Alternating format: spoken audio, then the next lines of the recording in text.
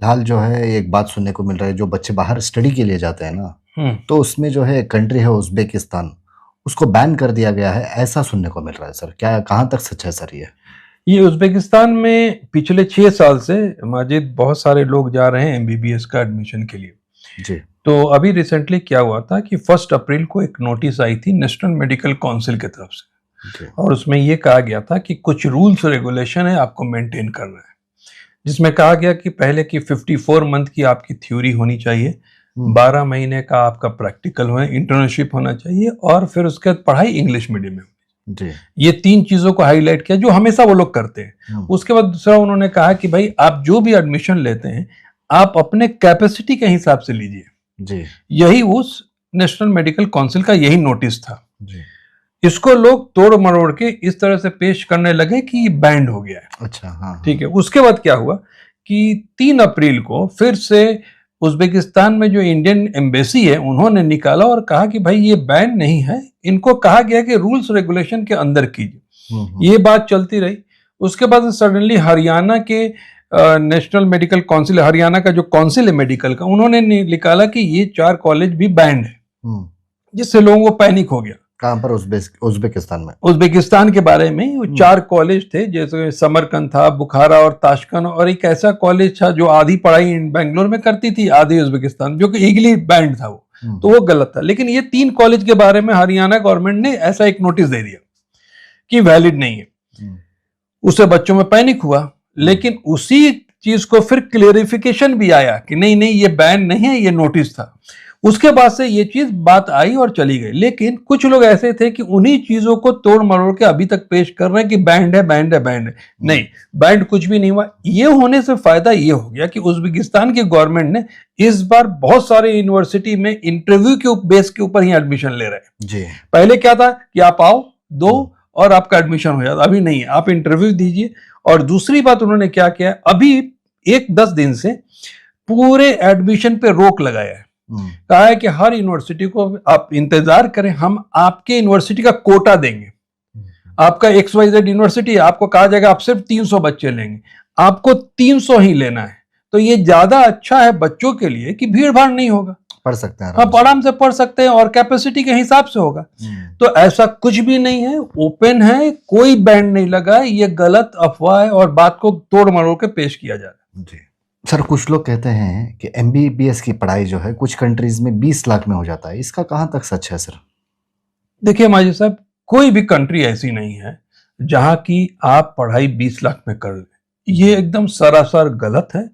अगर कहीं भी कोई साबित कर दे तो मैं उन बच्चों को फ्री में पढ़ाऊंगा। 20 लाख में अगर साबित कर, हाँ साबित कर, लेकिन है ही नहीं, कहीं भी नहीं है। देखिए बात यह है कि आप किसी भी कंट्री का ले लें, चाहे आप कजाकिस्तान ले लें, रशिया ले लें, उज़्बेकिस्तान ले लें, किर्गिस्तान ले लें, वहां का जो बेसिक फीस होता है वो तकरीबन 3 लाख होता है 1 साल का। 1 साल का। तो 3 को 6 से आप गुना कर लेंगे तो कितना हो गया? 18 लाख रुपया। और तकरीबन 1.5 लाख रुपया आपको खाने और रहने में लगता है। तो वो हो जाता है 9 लाख 6 साल का। 1.5 लाख तो वो हो गया आपका 6 साल में 9 लाख। तो वो 18 और 9 ये अगर आप मिला देंगे तकरीबन 27 लाख रुपया। 27 लाख रुपया सिर्फ और सिर्फ आपका लगता है खाने में, रहने में और कॉलेज का फीस देने में। कॉलेज का फीस। तो इम्पॉसिबल सी बात है कि 20 लाख में आप कहीं भी करा देंगे। और 20 में क्या 27 में भी नहीं होता है। अगर आप बजट की बात करें तो सबसे कम जो लगता है 30 से 31 लाख कुछ कॉलेजों में। लेकिन अगर आप मोरलेस अगर आप देखेंगे, उज़्बेकिस्तान की बात करेंगे तो आपको 35 से 36 लाख का खर्चा आता है। इसमें बहुत सारे खर्चे हैं, वीजा का खर्चा है, एडमिनिस्ट्रेशन चार्ज का खर्चा है, इंश्योरेंस का। इसको लोग नहीं बताते, जिसकी वजह से पैकेज कम हो जाता है। जो लोग कम बोलते हैं वो बाद में जाके ज्यादा देना ही पड़ेगा ना, क्योंकि देखिए वो पहले साल का फीस बना के आपसे पैसा ले लिए, आपको दूसरे साल से कम दिखा देते तो आपको पैकेज कम लगता है। लेकिन जब आप सेकेंड ईयर पहुंचेंगे तो आपको पता चला रही ये सारा भी पे करना है, तो वहां पे घपला हो सकता है। वहां पे 100% गलत है। कई सारे जगह सुना है 30-35 लाख दे तो टोटल पढ़ाई के लिए 30-35 लाख रुपए होते हैं। कुछ लोग कह रहे हैं कि आप 28 लाख रुपए दे देंगे तो पढ़ाई हो जाती है पूरी। तो ये कहाँ तक सच है सर? आप ये कहना चाह रहे हैं कि कहीं पे 30-35 लाख का पूरा खर्चा है तो आप एक बार में 28 लाख दे दीजिए, हम टेक केयर कर लेंगे।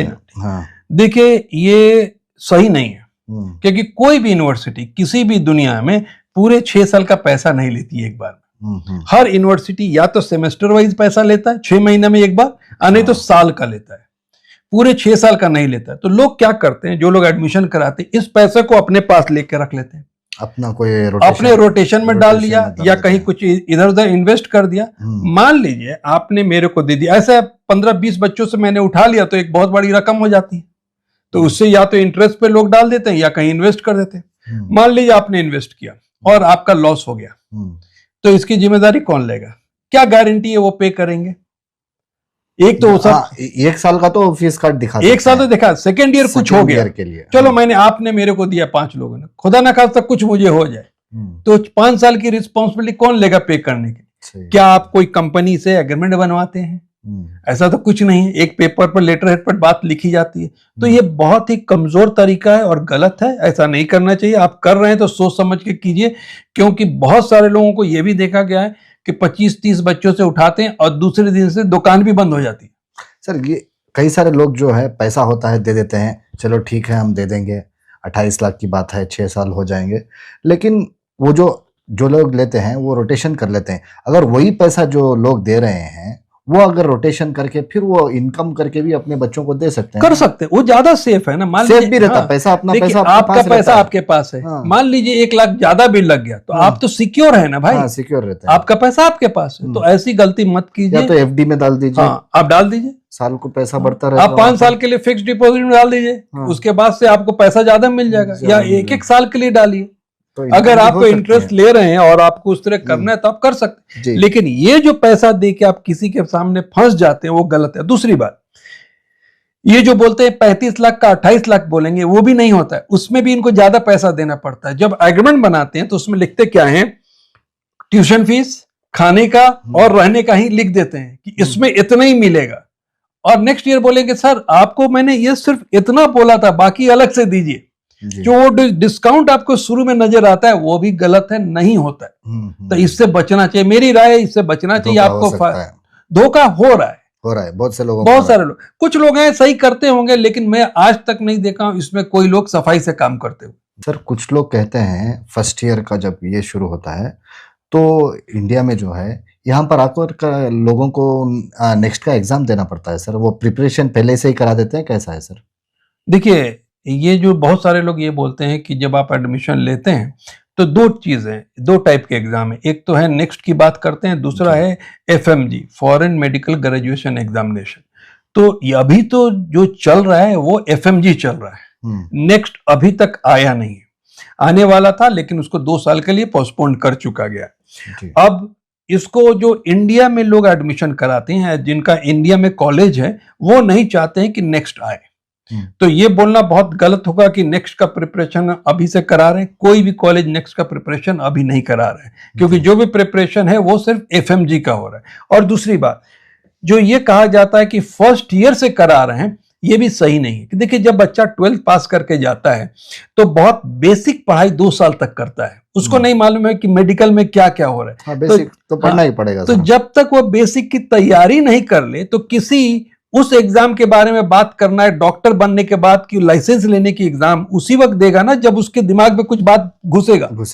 तो पहले 2 साल प्रिपरेशन होता है, नॉर्मल पढ़ाई होती है, उसके बाद नेक्स्ट का इनको गाइड दिया जाता है। कुछ कॉलेज में हाँ आपको FMG की तैयारी कराई जाती है, कुछ कॉलेज में ऐसा होता है कि इंडिया से प्रोफेसर जाते हैं, 2-3 महीना रहते हैं और वो पढ़ाते हैं, लेकिन ये फर्स्ट ईयर से नहीं होता है, ये 3rd ईयर से ही शुरू होता है। बहुत सारी कंपनी ऐसे भी है कि पूरे FMG को YouTube पर रिकॉर्ड करके डाल चुके हैं, बच्चे उसका सब्सक्रिप्शन खरीदते हैं और उसी से पढ़ाई करते हैं। जी सर, सुनने को ये मिल रहा है FMG आप जो कह रहे थे उसका पासिंग परसेंटेज बहुत कम होता है, ऐसा क्यों सर? देखिए इसके कई तर्क हैं, ठीक है। FMG का जो एग्जाम है वो 300 नंबर का होता है, उसमें से 150 नंबर लाना पड़ता है आपको पास करने के लिए। तो आप जब ट्रैक रिकॉर्ड देखेंगे तो मोर लेस हर बच्चा एटलीस्ट 100 नंबर तो ले ही आता है। तो ऐसा इजी क्वेश्चंस भी होते हैं, कुछ है ट्रिकी हैं। तो इस बार भी गवर्नमेंट ने कुछ वीडियो रिलेटेड कंटेंट डाल दिए थे, क्वेश्चन डाल दिए थे, जो बच्चों को थोड़ा कंफ्यूजन हुआ है। लेकिन मैं ये कहता हूं कि FMG क्यों इतना कम होता है, उसका रीजन ये है कि जब बच्चे वहां जाते हैं तो वहां जाने के बाद सिर्फ मेडिकल में जो वहां पढ़ाई होती है उसी का प्रिपरेशन करते हैं। वहां पे दो चीज है, बाहर में आपका 60% पासिंग मार्क्स है, मतलब आप 100 में 60 लाएंगे तो आप सब्जेक्ट पास कर गए, आप सेकेंड ईयर में थर्ड ईयर में जाते रहेंगे। आप हम लोग ने नोटिस किया जो बच्चे वहां पे 90% से ज्यादा लाते हैं वो एफएमजी आराम से क्लियर करते हैं, मतलब वो ज्यादा मेहनत कर रहे हैं। ये 60% वाले भी क्लियर करते हैं, लेकिन उनको क्या है 2 अटेम्प्ट 3 अटेम्प्ट इंडिया में आके तैयारी करते हैं, उसके बाद निकालते हैं। तो बेसिक अगर आप इस परसेंटेज को इंक्रीज होना देखना चाहते हैं और बच्चों को नंबर जल्दी निकाल लें, तो उसके लिए ये है कि आप जब थर्ड ईयर में आप पहुंच जाए उसके बाद एफएमजी की तैयारी आप शुरू कर लीजिए। जब आप उस वक्त करेंगे तो डेफिनेटली आप एक अटेम्प्ट में निकाल लेंगे। लेकिन बहुत सारे बच्चे हम लोगों ने देखा है कि वहां जाने के बाद या तो फिर किसी सीनियर के साथ आप जुड़ जाते हैं, एजेंट का काम शुरू कर देते हैं, आप पढ़ाई से फोकस खत्म हो जाता है। तो अगर आप YouTube में कहीं भी आप देखेंगे तो आप देखेंगे डॉक्टर XYZ ये बनाए हुए इंस्टाग्राम में, यूट्यूब में और फेसबुक में, और ये पैसे कमाने के चक्कर में लग जाते हैं। जब तो आप फोकस ऐसा फोकस ही हट जाएगा ना सर। फोकस अब जब हट गया तो कहां से आप पास करोगे? तो इसलिए पेरेंट्स से भी मैं रिक्वेस्ट करता हूं जब बच्चों को भेजे तो ऐसी चीजों से रोके कि ठीक है अगर आपको इस फील्ड में आना है तो या तो आप फिर डॉक्टरी करके आइए, नहीं तो इतना व्हाइट कॉलर जॉब लेके फिर आपको कंसल्टेंट बनने की क्या जरूरत है। तो इसलिए पासिंग परसेंटेज का एक चीज नहीं है, बहुत सारे पैरामीटर्स हैं। मेरा मेन कहना यह है कि आप शुरू से अगर फोकस करेंगे तो आराम से एफएमजी क्लियर होगा। जी सर, बहुत सारी यूनिवर्सिटी जो हैं वो कहते हैं कि हमारा एफएमजी जो परसेंटेज है वो बहुत ज्यादा है। देखिए ऐसा है कि ये जो एफएमजी की पासिंग का जो परसेंटेज है, ये जो क्रेडिट यूनिवर्सिटी लेती है माजिद, ये सही नहीं है कि ये बच्चे का मेहनत है, क्योंकि ये आप बेसिक पढ़ाई कराते हैं, एक आपने ट्रैक दे दिया है, बच्चे उतना पढ़ते हैं तो वहां की पढ़ाई के लिए वो पास कर जाते, काबिलियत होती है, वहां पास कर गए। लेकिन एफएमजी जो बच्चा पास करता है ना वो मेहनत करता है।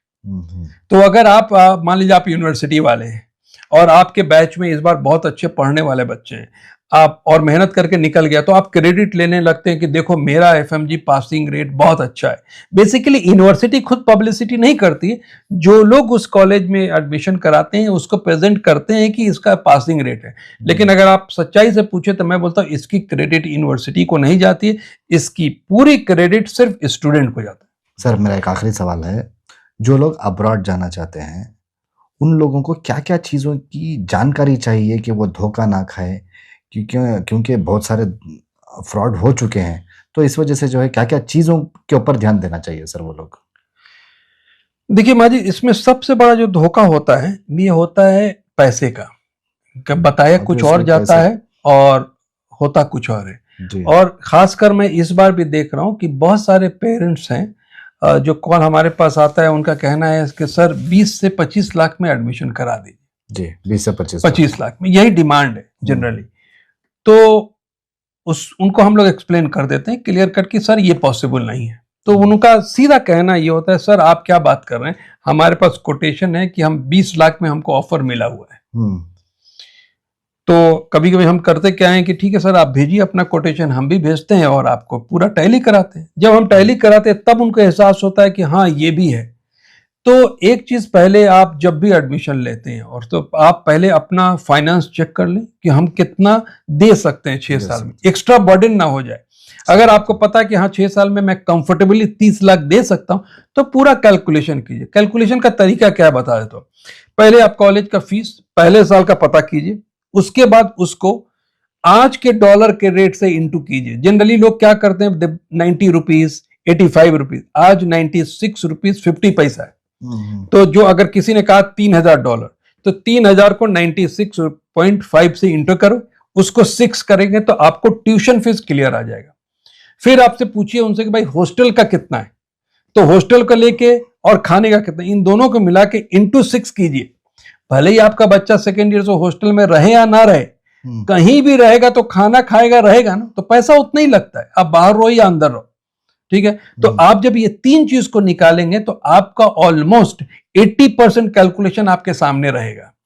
उसके बाद से उसमें आपको वीजा का पैसा जोड़ना है, ठीक है, उसके बाद से आपको मेडिकल और इंश्योरेंस का पैसा जोड़ना है, वहां का गवर्नमेंट जो रजिस्ट्रेशन होता है उसके बारे में जोड़ना है, एडमिनिस्ट्रेशन फीस जोड़ना है, ये चारों पांचों चीज को फर्स्ट ईयर में कितना लगता है आप जोड़ लें, उसको इंटू 6 कर ले, तो आपको क्लियर पिक्चर आ जाएगा कि आपका कितना पैसा ईयर उतना लग सकता उतना लगेगा। तो इससे आपको कोई सामने वाला बता भी रहा है तो आप बेवकूफी से बच जाएंगे, फ्रॉड नहीं होगा। फ्रॉड नहीं होगा, ये पैसे के मामले में।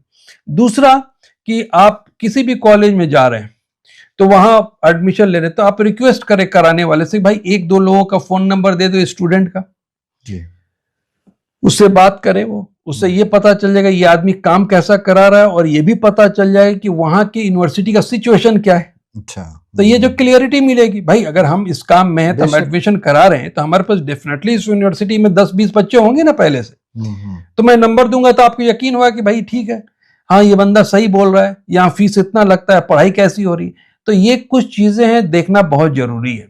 और खासकर कुछ कॉलेज में ये जरूर आप चेक कीजिए कि इंग्लिश मीडियम में हो रहा है कि नहीं, और ये जो 6 साल का कोर्स बोलते हैं ये 5+1 में है कि नहीं। कंबाइंड अगर 6 साल है तो वहां भी दिक्कत है, उसका करेक्ट 5 years + 1 year होना चाहिए।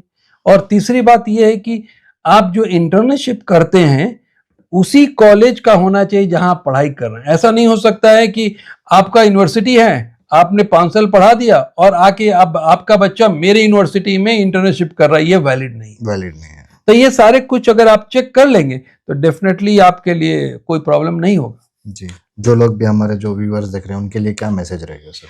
उनके लिए कहेगा कि जो लोग एडमिशन ले चुके हैं और जो लोग एडमिशन लेने वाले हैं, अगर आप ले भी चुके हैं, जानकारी चाहते हैं कि ये जो मैं किया हूँ सही है कि नहीं, तो आप दिए हुए नंबर पे कॉल करेंगे तो हम आपको बता सकते हैं कि भाई आप जो काम किए वो सही है कि नहीं है। तो जो लोग भी देख रहे हैं इस वीडियो को, जितना होता है उतना शेयर कीजिए आपके फ्रेंड्स में, फैमिली में, और जो स्टूडेंट्स जाना चाहते हैं उन तक भी ये जानकारी पहुंचाइए, क्योंकि जानना ज़रूरी है कि स्टूडेंट्स जाके वहाँ पर क्या कर रहे हैं और यहाँ से जाने के बाद उनके साथ किस तरीके से वहाँ पर एजुकेशन मिलेगा, उसको जानने के लिए आप इस वीडियो को जितना होता है उतना शेयर कीजिए। स्क्रीन पे जो नंबर आ रहा है, ज़्यादा जानकारी के लिए आप उस नंबर पर कॉल कर सकते हैं।